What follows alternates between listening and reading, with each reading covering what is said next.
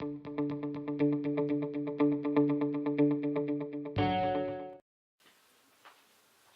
everyone, welcome to my September blog, which focuses on activities in August. This is a little bit of a video introduction to the blog, but please read it. There's lots and lots of information contained within the blog, but I thought I'd just say a few words to warm you up, to encourage you to have a look at the narrative.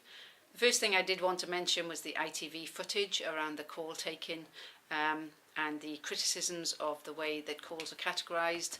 As I know many of you know, I was very, very disappointed with that footage, very disappointed because it was inaccurate, and I've been overwhelmed by the support that I and my managers and our staff in the CCCs have had from you all, recognising the fantastic job that we do.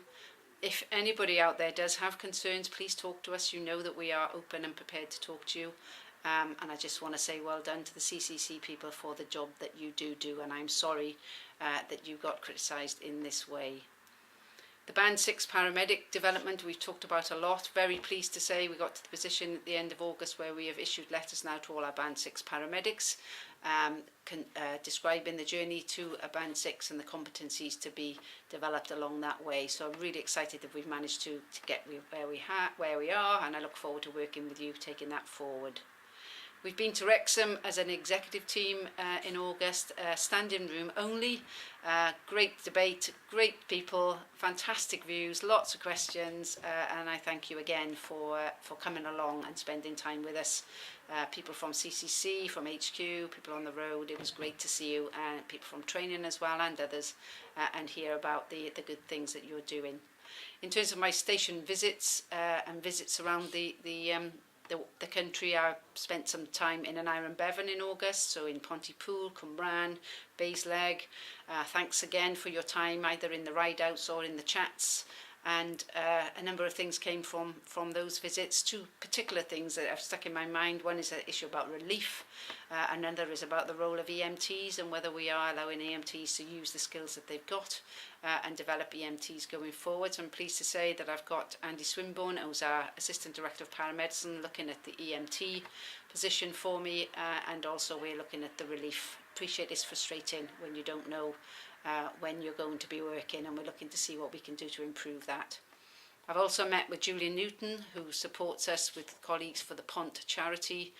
Within the blog you'll find an easy way to donate the pennies from your pay every month into Pont. We would really encourage you to do that. It's something that the Trust supports, and for a few pence from 3,000 of us every month we could make a significant difference.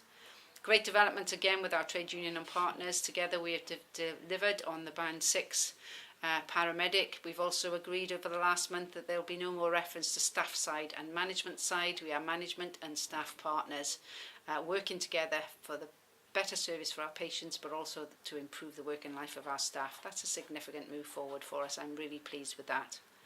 In the blog I tell you a little bit more about the internal audit team.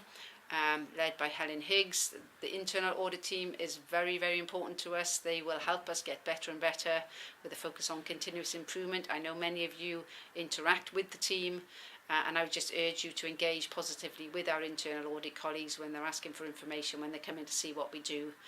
Their aim, like ours, is to enable us to be better and better and better. And also community first responders. We've got a number of conferences taking place at the moment, which we finalised the planning of in August, all over Wales. Delighted about that. We've got thousands of people giving their time free to support us, and it would be great to hear what we can do to support our CFRs better through some more skills development and hear from CFRs about what's important to them.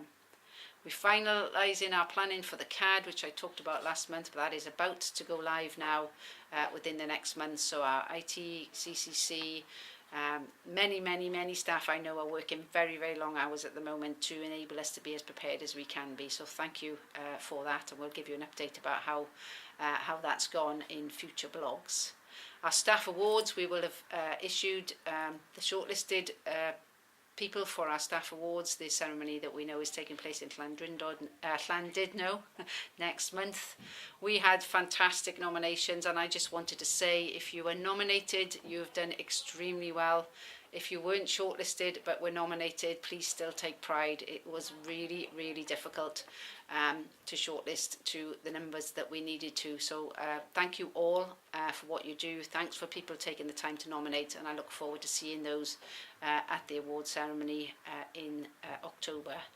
We've launched our dementia plan. Dementia is a growing concern for our population, and we in Welsh Ambulance Service need to understand how to support our patients with dementia. And as our staff, we all get older as well, and dementia sets in. I think there's something about the skills that we need to enable us to provide a better service. So I'm pleased with the launch of that plan. And of course, we're still recruiting Restart Heart volunteers to support us in October, where we will teach as many children in schools CPR as we possibly can to make our nation a safer one.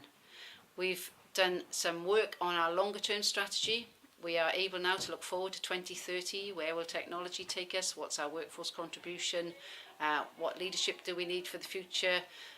What's our clinical offering going to be? What are our partnerships going to be? What do we need to do with the wider health service and emergency partners moving forward into the future? So look forward to future blogs where we'll be able to tell you a little bit more about what's coming from those events. And finally, I wanted to say well done to Phil Stanley from NEPS, who's leaving us after 50 years of service, which is absolutely tremendous. Good luck to you, Phil. And on a personal note, I did manage to get away for another sneaky week in August to Croatia. I would thoroughly recommend it. It was absolutely fantastic, not terribly expensive, clear water. So a week to recharge the batteries, and I've started Pilates to try and strengthen my core, which is why I'm going to sit up and show you that I can strengthen my core occasionally. Enjoy the blog, and I look forward to talking to you again and next month and to seeing you between now and then. Thanks very much. Bye.